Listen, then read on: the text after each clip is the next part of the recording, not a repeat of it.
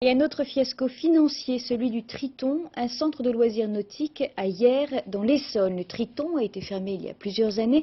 La nouvelle municipalité vient de racheter le site et elle espère bien le rentabiliser. Yvan Alloin et Yves de Wulf.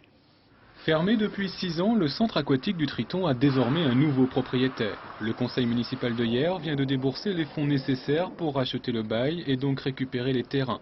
1,5 million de francs pour indemniser la société d'économie mixte Hyères, Objectif Loisirs, liquidée il y a 5 ans. Reste la dette à la charge des habitants.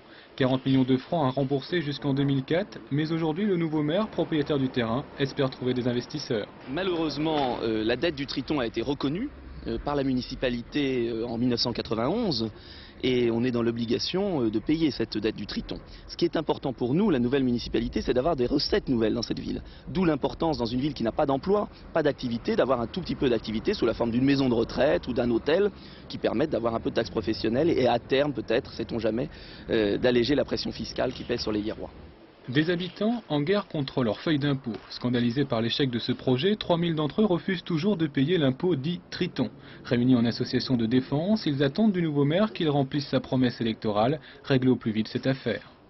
Je pense que de toute façon, que ce soit ce maire ou celui d'avant ou celui d'après, il est quand même utile de pouvoir en faire quelque chose qui puisse au moins bénéficier pour les gens de la commune.